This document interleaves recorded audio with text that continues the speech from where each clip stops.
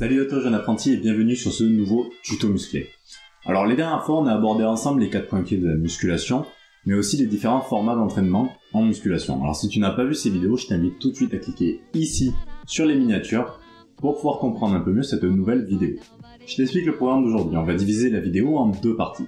Sur la première partie, on va voir ensemble comment organiser un peu mieux une séance d'entraînement en musculation. Sur la deuxième partie, je vais vous expliquer la différence entre les exercices polyarticulaires et les exercices d'isolation.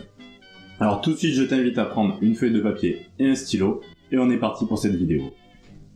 Après t'avoir expliqué dans la dernière vidéo comment sélectionner ton format d'entraînement, je vais aujourd'hui t'expliquer comment organiser ta séance de musculation. Alors première chose à faire, ça va être de la diviser suivant les muscles que tu vas faire. Aujourd'hui pour l'exemple, on va prendre les pectoraux et les triceps. Donc ce que je t'invite tout de suite à faire, c'est de commencer par les muscles les plus volumineux en début de séance. Tout ça pour mieux répartir la dépense énergétique que tu feras pendant ta séance et pour ne pas être épuisé pour les derniers exercices.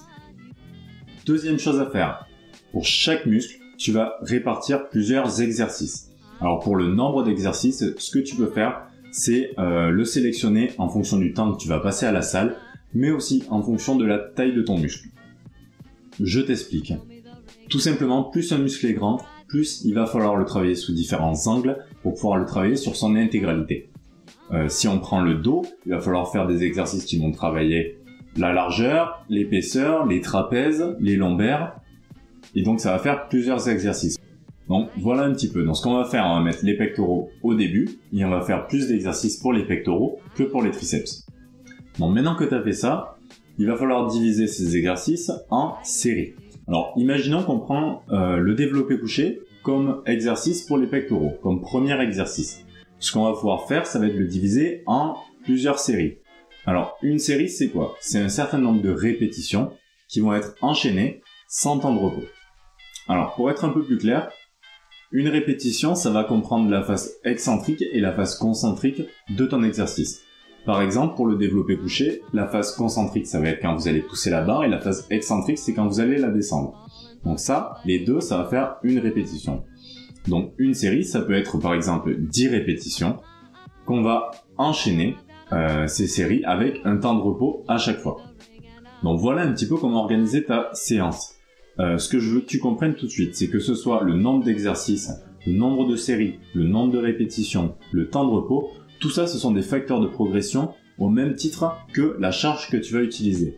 Donc, à chaque séance, ce qui serait super de faire pour toi, pour que tu puisses progresser de manière régulière, c'est de noter aussi bien la charge que tous ces facteurs-là.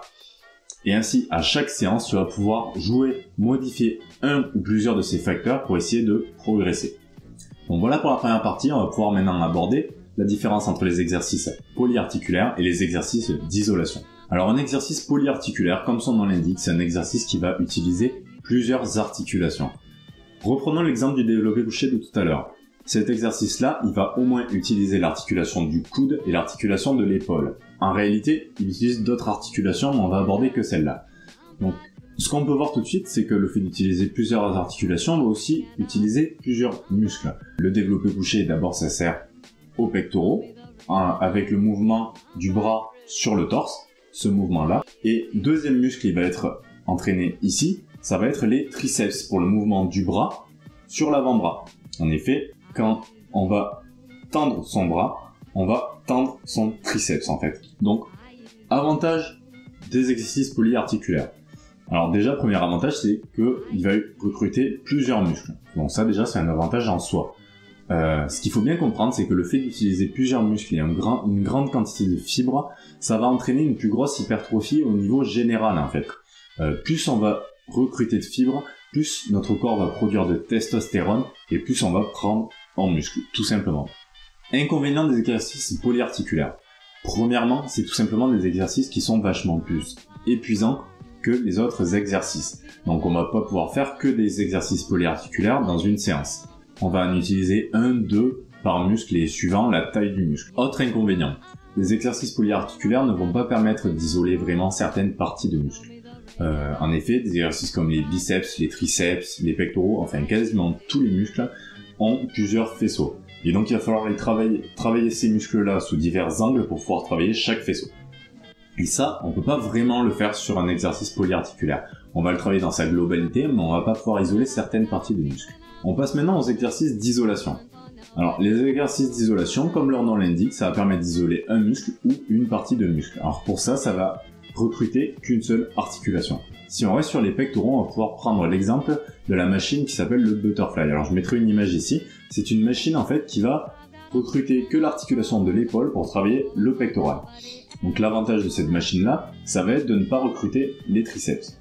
Donc les avantages des exercices d'isolation, ça va être de pouvoir recruter que certaines parties du muscle ou que certains muscles. Donc ça peut être super pour rattraper des retards, pour rattraper des problèmes de symétrie. Autre avantage de l'exercice d'isolation, c'est que comme il requiert moins d'énergie, en fin de séance, ça va permettre de vraiment finir de griller le muscle, contrairement à un exercice polyarticulaire où on aurait besoin de plus d'énergie pour pouvoir le faire correctement. Inconvénient des exercices d'isolation. Déjà, l'inconvénient, c'est que du coup, ça va recruter moins de muscles. Alors, ça peut être un avantage comme un inconvénient. Autre inconvénient, c'est qu'il va y avoir une moins grosse décharge de testostérone, comme je vous parlais tout à l'heure. Donc ça, on pourra l'aborder dans une autre vidéo, que c'est un petit peu plus compliqué. Ce que je veux bien que vous compreniez dans cette vidéo, c'est que il vous faudra allier les deux types d'exercices pour vraiment maximiser votre prise de muscle sur un entraînement. Ne laissez pas les exercices polyarticulaires de côté, même si ce sont des exercices qui sont potentiellement dangereux parce que très souvent sans machine.